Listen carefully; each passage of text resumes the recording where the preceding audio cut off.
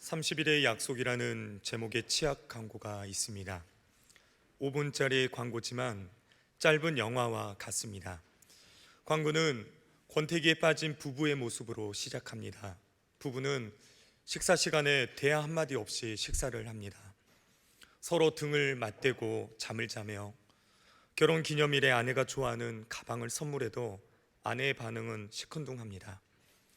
결국 남편이 이렇게 말합니다. 우리 이혼하자. 우리 행복하지 않잖아. 아내는 다음날 아침 남편에게 제안을 하나 합니다. 딱 한 달 동안 자신이 요구하는 것을 따라달라고 말합니다.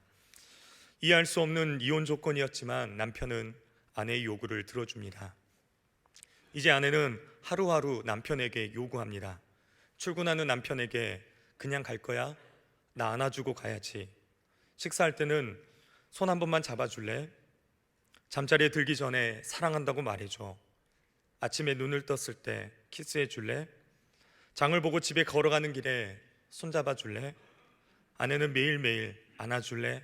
키스해 줄래? 사랑한다고 말해달라고 이야기하는 것입니다. 드디어 약속했던 30일이 그렇게 지났습니다. 그날 직장에서 후배가 이렇게 묻습니다. 대리님, 제가 여자친구한테 프로포즈 해야 되는데 대리님 어떻게 하셨어요?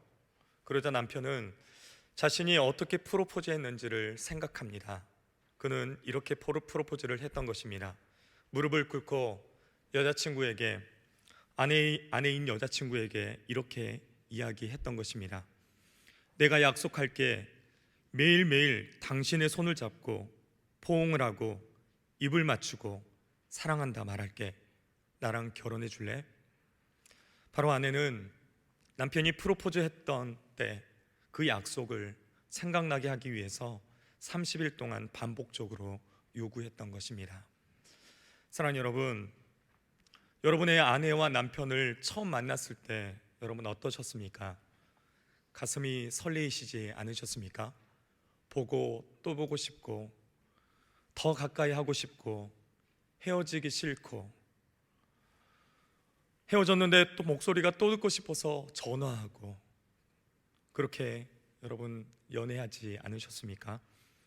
어설프지만 순수했고 세련되진 않았지만 꾸밈 없이 진솔했습니다.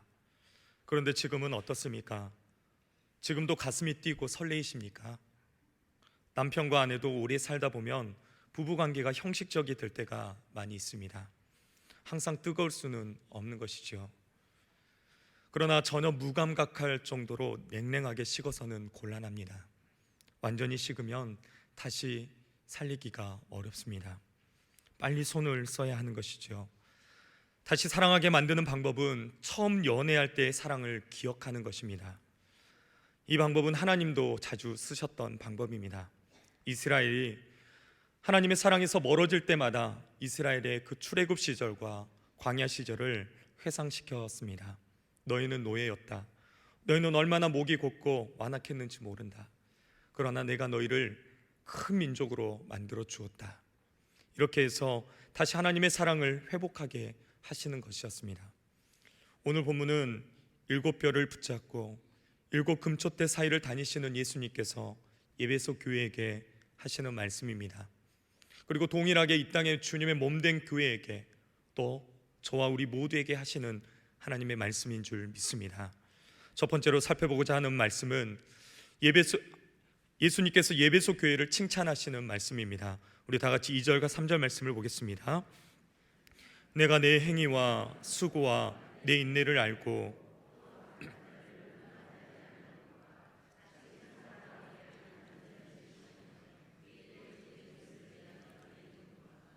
또 내가 참고 내 이름을 위하여 견디고 게으르지 아니한 것을 아노라. 아멘. 사랑하는 여러분, 우리 주님께서는 우리의 행위와 우리의 모든 수고와 인내를 그리고 참고 견디고 게으르지 아니한 모든 것을 주님이 아신다라고 말씀하고 있습니다. 우리의 행위와 우리의 수고 그리고 참고 인내한 그 모든 것이 여러분 지금은 모를 수 있습니다. 그러나 시간이 지나고 지켜보면 진가가 드러나게 되어 있습니다. 누가 열심히 일하는지, 누가 충성된 일꾼인지 아닌지, 이 사람은 말로만 일하고 있는지 겉으로만 충성하고 있는지를 다 알게 되어 있습니다. 우리들이 하는 모든 수고, 그 땀과 눈물, 충성과 또한 봉사했던 그 모든 것을 우리 주님은 다 아십니다. 힘들었지만 불평하지 않고 마음을 지키고 견디면서 맡기신 일에 최선을 다하고 있다면 우리 주님이 잘했다, 착하고 충성된 종아 하시며 칭찬하실 줄 믿습니다. 그러니 하나님만 바라보며 열심히 충성하시기를 바랍니다. 사랑하는 여러분, 또한 혼자 신앙생활하면서 믿음을 지키면서 여러분 얼마나 힘드셨습니까? 수많은 핍박과 반대 속에서도 끝까지 믿음을 지키고 신앙생활하며 눈물로 버틴 시간이 여러분 얼마나 많습니까? 견디고 버티고 정말 은혜 아니면 살 수 없는 분들이 오늘 이 자리에 많이 계실 것입니다. 다른 사람들은 내가 얼마나 힘든지 잘 모릅니다.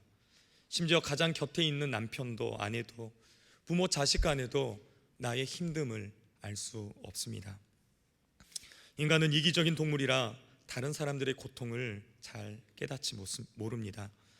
그래서 무심코 배우자나 자식들이 써놓은 일기장을 보면 깜짝 놀랄 때가 있지 않습니까? 이렇게 힘들었구나. 그때서야 깨닫는 것이지요. 어떤 사람이 자살한 그 다음에야 사람들은 그가 얼마나 힘들었는지, 얼마나 고통스러운 시간들을 보내고 있었는지를 그때서야 깨닫습니다.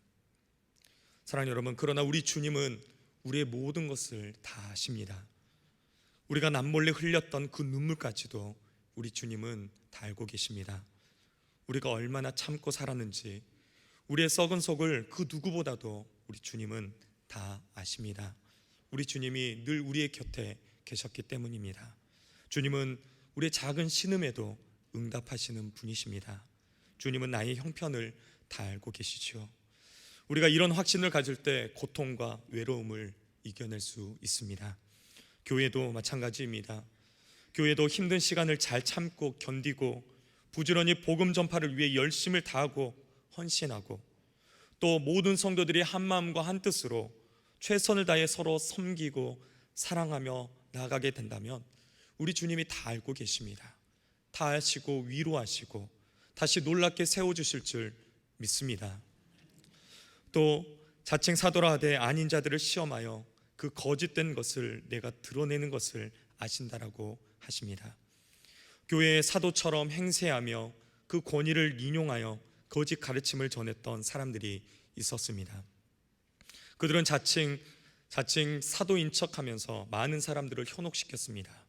그런데 그것을 시험하여 그 거짓된 것을 드러내었다라고 말씀합니다. 아마 6절에 니골라 당의 행위도 이와 유사했을 것입니다. 그들은 우상의 제물을 먹게 하고 음행을 행했다라고 전합니다. 초대교회에는 이단들이 많았습니다. 이들은 아마 초기 영지주의 계통의 이단이라고 판단합니다. 이들은 이미 부활과 영생을 소유했다고 하면서 세상의 풍조에 대해서 자유합니다. 그래서 매우 방탕한 삶을 살았던 것입니다. 지금의 구원파처럼 한 번 구원받았으니, 한 번 회개했으니 내 마음대로 죄 짓고 살아도 된다고 해서 음행과 우상 숭배를 거슬림없이 했다는 것입니다. 그런데 예배소 교회는 이들의 주장에 속지 않았습니다. 그들은 음행과 우상 숭배를 조장하는 니골라 당을 철저하게 경계하고 멀리 했습니다. 예배소 교회는 복음의 진리 위에 굳게 서 있었기 때문에 이단들이 절대로 발붙일 수가 없었던 것입니다. 예배소서 5장 3절부터 5절에 보면 사도 바울은 예배소 교회 성도들에게 이렇게 편지하며 권면합니다. 음행과 온갖 더러운 것과 탐욕은 너희 중에서 그 이름조차도 부르지 말라. 이는 성도에게 마땅한 바니라. 누추함과 어리석은 말이나 희롱의 말이 마땅치 아니하니 오히려 감사하는 말을 하라. 너희도 정녕 이것을 알거니와 음행하는 자나 더러운 자나 탐하는 자 곧 우상 숭배자는 다 그리스도와 하나님의 나라에서 기업을 얻지 못하리니. 아멘. 사랑하는 여러분, 오늘날 우리가 살아가고 있는 이 세상 속에 얼마나 많은 유혹들이 있습니까? 너무나 달콤합니다. 너무나 아름답습니다. 또 너무나 즐겁지 않습니까? 수많은 가짜들, 수많은 이단 세력들, 그리고 음행과 우상들이 얼마나 많습니까? 사랑하는 여러분, 우리는 깨어 기도하며 이것들에게 속지 않아야 될 줄 믿습니다. 철저하게 깨어서 경계하고 멀리해야 될 줄 믿습니다. 우리의 마음과 생각을 지키고 눈을 지키고 우리의 길을 지키고 우리의 몸을 지켜서 오직 진리의 말씀, 하나님의 말씀에만 우리는 바로 서여 있어야 될 줄 믿습니다. 이단과 거짓 선지자들에게 현혹되지 않고 진리의 말씀을 붙들며 오직 주님만을 따라 믿고 섬김으로 칭찬받는 저와 우리 모두가 되기를 바랍니다. 그렇지만 예배소 교회에 칭찬만 있지 않았습니다. 두 번째로 살펴볼 말씀은 바로 주님의 책망이 있었다는 것입니다. 우리 4절 말씀을 다시 한번 보겠습니다. 그러나 너를 책망할 것이 있나니 너의 처음 사랑을 버렸느니라. 아멘. 예배소 성도들이 복음을 영접했을 때 그들은 정말 뜨겁게 예수님을 사랑했습니다. 그들은 예수님의 십자가의 사랑에 감동하여 자발적으로 눈물을 흘리며 회개했습니다. 그들은 가슴이 터질 듯한 그 감격을 가지고 복음을 영접했습니다. 그래서 어떤 역사가 일어납니까? 병이 낫습니다. 귀신이 떠나갑니다. 마술을 했던 자들이 은 5만이나 되는 마술책을 스스로 불태우며 결단할 정도로 그들의 열심이 대단했습니다. 그들은 매일 모여서 성경을 읽고 말씀을 연구하고 또 눈물로 은혜를 나눴습니다. 성도들 간의 그 사랑의 교제도 뜨거웠습니다. 성도들 간의 끈끈함이 있었습니다. 정말 서로를 위해주고 서로에게 관심을 가져주고 서로를 위해 기도해주고 정말 서로를 아끼는 귀한 사랑의 공동체가 바로 예배소 교회의 공동체였습니다. 바울이 밀레도 항구에서 예배소 교회의 장로들과 마지막 작별할 때 어떠했습니까? 무릎을 꿇고 함께 기도하며 다 크게 울며 목을 끌어안고 입을 맞추며 배에까지 가서 작별 인사를 했다라고 사도행전은 기록합니다. 사도행전 19장과 20장에는 유난히 눈물이라는 단어가 많이 나옵니다. 바울이 예배소 지역을 개척할 때 3년 동안 많은 눈물과 겸손으로 했다라고 기록합니다. 특별히 두란노 서원에서 첫 번째 제자들을 키울 때는 밤낮 쉬지 않고 그 사람들을 붙들며 그 사람들이 말씀으로 세워지기를 위해 헌신했습니다. 이렇게 해서 예배소 교회는 큰 성령의 역사가 일어났고 수많은 예수 그리스도의 제자들이 세워지게 되었습니다. 바로 예배소 교회는 주님을 향한 순수한 사랑과 성도들 간의 진실한 사랑이 흘러넘쳤던 그런 교회였습니다.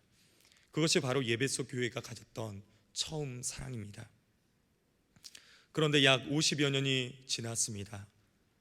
세월이 지나면서 그 처음 사랑이 식어져 버렸습니다. 예수님을 처음 영접해서 변화받았을 때 가졌던 그 처음 사랑이 사라져 버린 것입니다. 참된 기쁨과 감사가 넘쳤던 그 십자가의 사랑을 잃어버린 것입니다. 그 사랑은 죄에서 구속하신 예수님에 대한 사랑뿐만 아니라 형제를 사랑하는 마음도 말씀하고 있습니다. 예배소 교회 성도들은 지나친 교리를 강조함으로써 형식적인 신앙에 빠져 있었고 또 성도들 간의 사랑이 급속도로 식어져 버리게 되었던 것입니다. 예배소 교회는 성도 간에 무관심하고 썰렁한 그런 교회가 되어가고 있었던 것입니다. 예배는 드리고 있는데 형식적이고 오래되어 굳어버린 그런 버릇과 같은 타성적인 예배를 드리고 있다는 것이죠.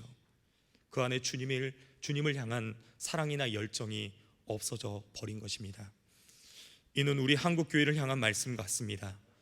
우리 한국교회도 얼마나 주님을 뜨겁게 사랑했던 교회입니까? 주님을 위해서 모든 것을 헌신했던 교회입니다. 주님의 말씀이 있는 곳이라면 사모함을 가지고 달려들어가서 주님의 말씀을 들었습니다. 주님을 위해서라면 자신의 것을 아낌없이 내어놓았습니다. 주님의 말씀이라면 그것을 그대로 목숨까지도 바쳐가며 순종했습니다.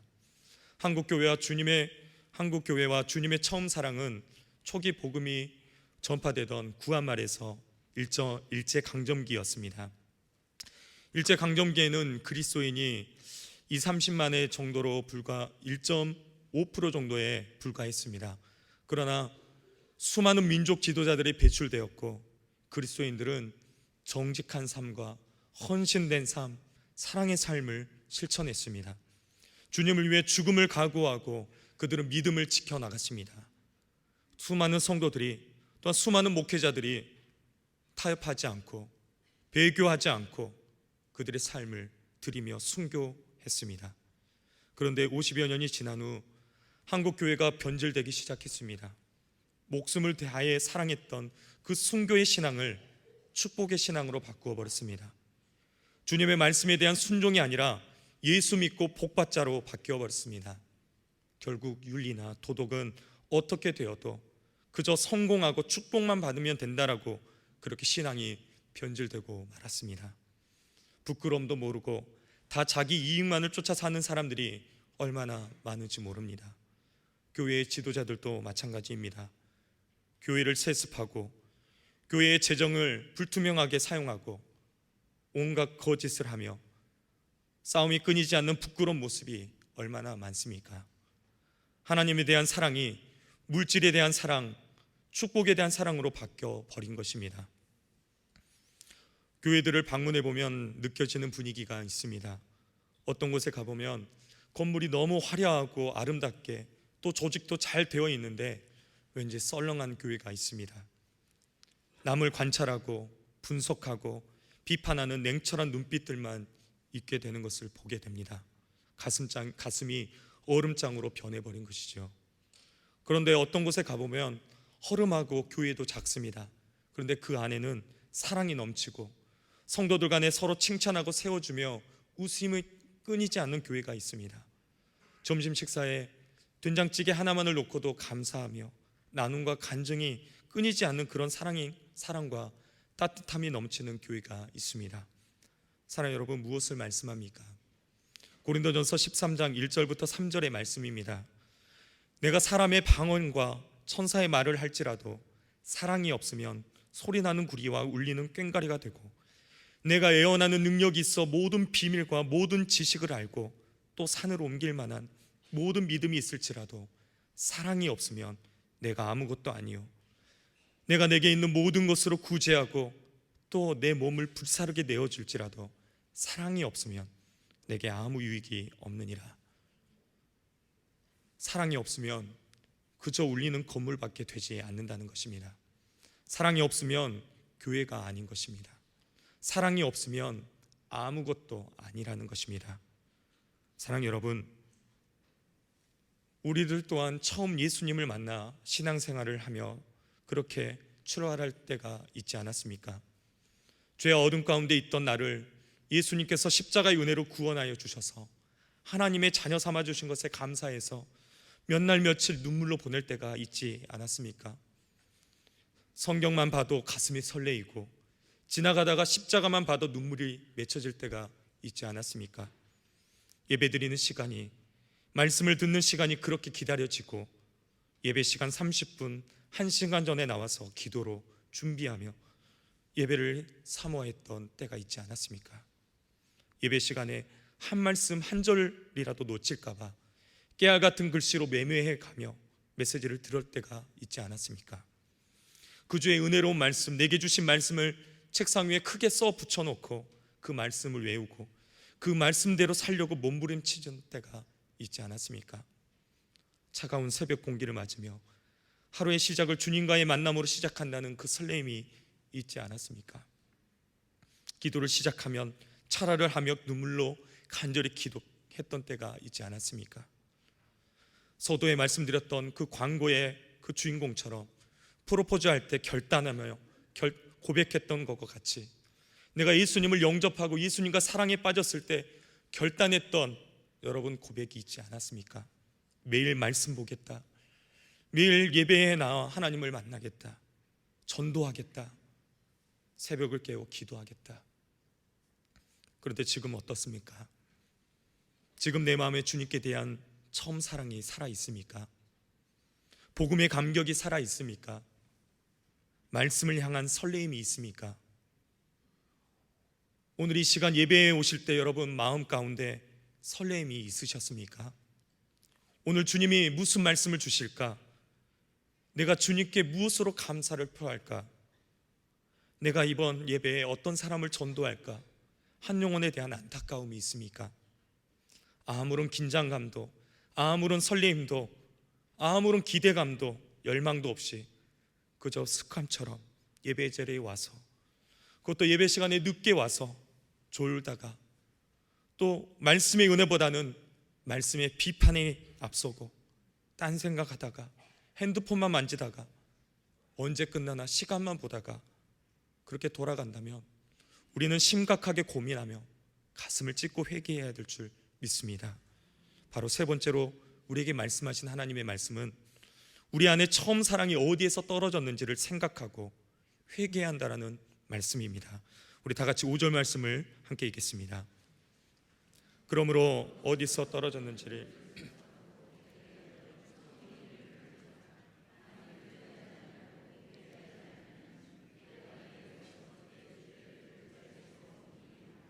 아멘. 저도 말씀을 준비하며 다메섹 도상에서 예수님을 만나고 인생이 변화되었던 사도 바울과 같은 때가 있었습니다. 20살 때 CCC 여름 수련회를 통해서 예수님을 인격적으로 만났던 때의 그 시간을 떠올려 보았습니다. 눈물 콧물 다 쏟으며 기도하며 오직 주님만을 위해 내 모든 것을 드리겠노라 소원했습니다. 그 이후 정말 하루도 쉬지 않고 찬송하고 큐티하고 한 주도 쉬지 않고 전도했습니다. 여름이면 수련회 선교지를 다니며 뜨겁게 주님을 사랑했습니다. 지금도 힘들 때면 20살 그 뜨거웠던 열정의 시간을 떠올리곤 합니다. 또 생각해 보았습니다. 목사 안수 받았던 그 감격을 떠올려 보았습니다. 보잘것없는 너무나 부족한 자를 하나님께서 택해 주시고 기름 부어 주셔서 목사로 안수하여 주실 때 얼마나 감사하여 눈물을 흘렸는지 모릅니다. 성도들의 피로를 채워주는 목사가 되겠노라. 넘어진 성도를 일으켜 세워주는 목사가 되겠노라. 성도들의 눈물을 닦아주는 목사가 되겠노라 다짐하며 결단했던 그 시간들을 떠올려 보았습니다. 그런데 지금 내 열정과 내 가슴은 식어져 버리지 않았나 회개하며 말씀을 준비했습니다. 사랑하는 여러분, 처음 사랑이 어디서부터 떨어졌는지, 어디서부터 식어졌는지를 우리는 생각해야 합니다. 어디서부터 주님을 향한 그 사랑과 그 형제를 향한, 자매를 향한 사랑이 식어져 버렸는지를 우리는 잘 생각해 보아야 합니다. 그리고 떠올랐다면 회개해야 합니다. 돌이키셔야 합니다. 잘못된 방향으로 가고 있다면 방향을 돌이켜서 다시 돌아와 회복해야 합니다. 처음 사랑을 잃어버린 것을 회개하고 처음 행위를 회복하도록 애를 써야 할 것입니다. 눈물과 겸손으로 헌신했던 그 순간들을 회복하십시오. 웃음과 기쁨이 떠나지 않았던 내 모습을 다시 회복하시기를 바랍니다. 주님 한 분만으로 나는 만족해, 주만 바라볼지라 찬송하며 울며 기도했던 그 모습으로 회복하십시오. 요한복음 21장에서도 도망간 베드로에게 예수님은 3번씩이나 말씀하셨습니다. 요한의 아들 시몬아, 내가 이 사람들보다 나를 더 사랑하느냐? 내가 나를 더 사랑하느냐? 내가 나를 사랑하느냐? 내 양을 먹이라. 예수님께서 3번이나 말씀하시면서 3번이나 부인했던 베드로를 3번씩이나 용서하십니다. 그리고 3번이나 사랑한다라는 그 베드로의 고백을 예수님이 들으십니다. 오늘 우리에게 3번, 아니 수없이 말씀하시는 그 예수님의 말씀을 여러분 들으시기를 축복합니다. 그렇지 않으면 심판을 면치 못한다는 것입니다. 어떤 심판입니까? 촛대를 옮긴다는 말씀입니다. 촛대를 옮긴다는 말은 교회가 옮겨진다는 것입니다. 이것은 교회의 영광이나 사명을 옮긴다라는 말입니다. 교회가 건물만 있다고 해서 교회가 아닙니다. 예수의 십자가의 사랑으로 빛을 비추어야 교회인 것입니다. 그런데 그런 영광이 사라진다는 것입니다. 에베소 교회는 지난 50년 동안 소아시아 지역의 중심된 교회였습니다. 모든 교회의 본이 되어지는 장자 교회였습니다. 모든 교회들이 우러러 담고 싶어 했던 대표 교회가 에베소 교회였습니다. 사도 바울의 선교 과정 중 가장 오래 머물렀던 곳이 바로 에베소 교회였습니다. 사도 바울이 두란노 서원에서 하나님의 말씀을 전하자 온 아시아에서 주님의 말씀을 듣고자 교회로 몰려듭니다. 에베소 교회를 통해 골레소 교회나 라우디아 교회도 개척이 되었습니다. 바울 이후에 디모데가 에베소 교회의 감독이 되었고, 빌레몬서의 주인공인 오네시모도 에베소 교회의 감독이었습니다. 사도 요한과 마리아는 에베소에서 말년을 보냈습니다. 이런 역사와 전통을 자랑했고 또 많은 사역을 행했던 교회였지만 하나님은 심판하십니다. 가차없이 촛대를 옮기시겠다고 심판의 말씀을 하고 있는 것입니다. 우리 한국 교회도 조심해야 합니다. 교회가 이렇게 많고 열심인데 설마 하나님께서 옮기시랴 이렇게 생각하고 있을 것입니다. 그러나 그렇지 않습니다. 유럽 교회도 불과 30-40년 전에는 성도들로 가득 찼습니다. 그런데 오늘날 유럽에 1000여 명이 들어갈 수 있는 거대한 예배당에 주일 예배 참석자가 고작 몇십 명밖에 되지 않은 경우가 많습니다. 수많은 유럽 교회가 박물관으로, 서점으로, 카페로, 나이트클럽으로, 또 무슬림의 모스크로 바뀌어 버렸습니다. 사랑하는 여러분, 하나님께서 경고하실 때 돌이켜야 할 줄 믿습니다. 회개해야 될 줄 믿습니다. 말씀을 마치겠습니다. 사랑하는 여러분, 우리 주님은 다 알고 계십니다. 여러분의 땀과 여러분이 그 흘렸던 눈물, 주님을 위해 수고했던 그 모든 행위와 수고, 또 주님을 위해 받았던 고통과 핍박까지도 정말 인내하고 견디며 버텼던 그 모든 순간과 시간을 우리 주님이 다 알고 계십니다. 또 하나님의 말씀 안을 붙들고 교회를 지키고 또 부지런히 교회를 섬기며 맡기신 사명과 직분을 따라 헌신했던 그 모든 것을 우리 주님이 다 알고 계십니다. 그러나 여러분, 처음 사랑의 감격이 그대로 있습니까? 처음 예수님 믿고 처음 교회에 나와 신앙생활했던, 그리고 처음 직분 받았던 그 감격을 잃어버리고 좀 컸다고 다른 사람을 정죄하고 비판하는 마음, 냉소적인 자세가 있지 않습니까? 좀 오래됐다고 말씀이 선포되어도 무덤덤해져 버렸고, 예배를 드려도 형식적으로 또 교만한 마음으로 부정적인 생각을 갖고 예배를 드리고 있지는 않습니까? 아무런 감정도, 아무런 느낌도, 아무런 설렘도 없다면 여러분, 회개해야 합니다. 어디서 떨어졌는지, 어디서부터 잘못되었는지를 생각하고 철저하게 회개하고 갈아엎어야 합니다. 다시 새롭게 처음 만났던 그 사랑, 말씀을 기대하고 말씀을 들으면 기쁨과 회개의 눈물이 쏟아졌던 그때로 우리는 돌아가야 합니다. 옆에 있는 성도들이 귀하고 사랑스럽고 내 모든 것을 주고도 아깝지 않는 그 순간으로 우리는 그 사랑과 열정을 회복해야 할 것입니다. 부부 사이에도 가정에도 여러분, 아무리 갖출 것 다 갖추고 있더라도 이번에 그 안에 사랑이 없다면 그 부부와 그 가정은 위험합니다. 그러나 물질이 좀 부족하고 환경이 열악해도 부부간에 따뜻한 그 애틋한 사랑이 여러분 있다면 그 모든 어려움을 참고 견디고 이겨낼 수 있는 것입니다. 잠깐 그 새방에서도 행복할 수 있는 것이죠. 우리의 신앙과 우리 교회도 마찬가지입니다.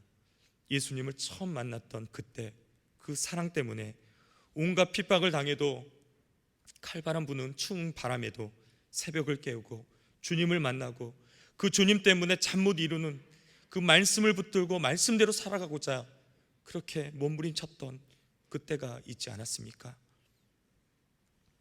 처음 신앙을 여러분 회복하십시오. 처음 사랑을 우리는 회복해야 합니다.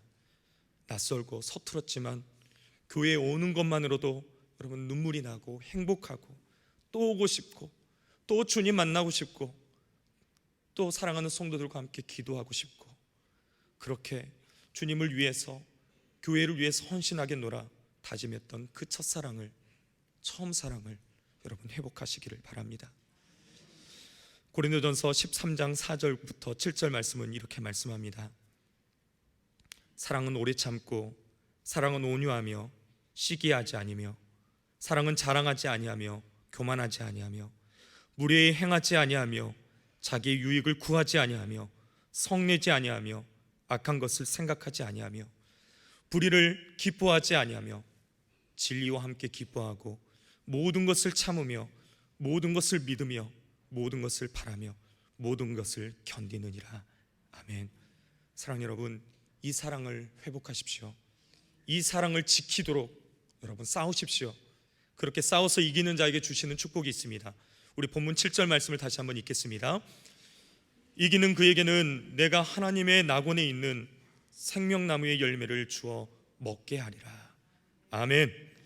우리가 이처럼 처음 사랑이 어디서 떨어졌는지를 생각하고 철저하게 회개하며 겸허하게 인정하고 싸워 이기면 우리에게 낙원에서도 가장 소중한 생명나무의 열매를 먹게 된다라는 말씀입니다. 이는 하나님과 동행했던 에덴의 회복입니다. 하나님께서 회복하실 것입니다. 천국 구원에 대한 약속을 우리에게 주십니다. 천국의 기쁨과 희락이 우리에게 임할 줄 믿습니다. 처음 사랑을 회복하면 다시 우리의 삶과 우리의 교회와 가정이 천국이 될 줄 믿습니다. 기도하겠습니다.